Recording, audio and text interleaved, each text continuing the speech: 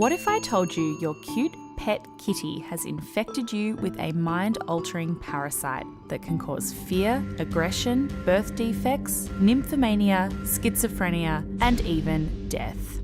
And what if I told you that this parasite has already infected up to 1/3 of the world's population? The name of this parasite is Toxoplasma Gondii. It is a microscopic parasite that lives primarily in the intestinal wall of a feline host. Researchers have observed behavioural changes in infected rats. The rats lose their fear of cats and end up getting eaten. Some scientists believe there may even be a connection between changes in human behaviour as well as mental health issues because of toxoplasmosis.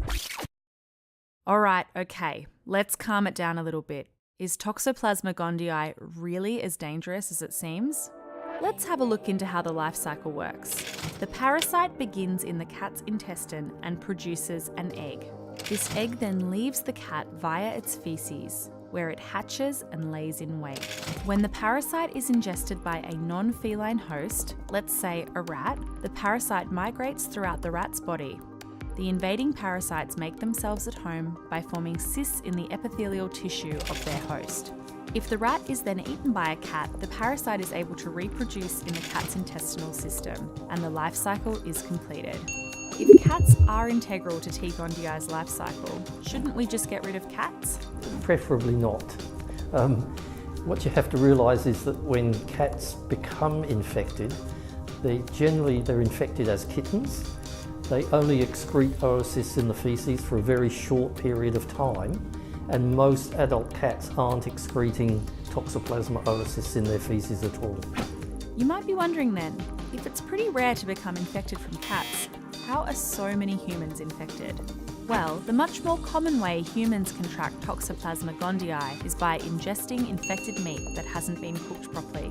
Not to worry though, human hosts are a dead end for this parasite's life cycle, unless of course they're eaten by a cat. When a healthy human host is infected, most show absolutely no symptoms. Others may initially experience some flu-like symptoms, but will otherwise be fine. Most people don't even know they have it. So, should we even be worried about Toxoplasma Gondii? In special circumstances, yes. Toxoplasmosis in those with compromised immunity can be life-threatening. A weak immune system is not able to control the population of the parasites, and this can lead to swelling of the brain, seizures, and death.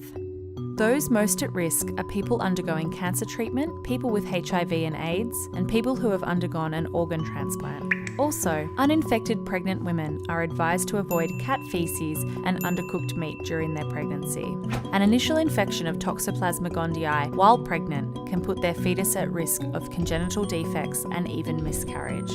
It is worth noting a woman already infected with T. gondii is not at risk. Their immune system will destroy any rogue parasites. So what about all this mind control stuff? If the rats are acting strange, surely this has to be affecting humans too.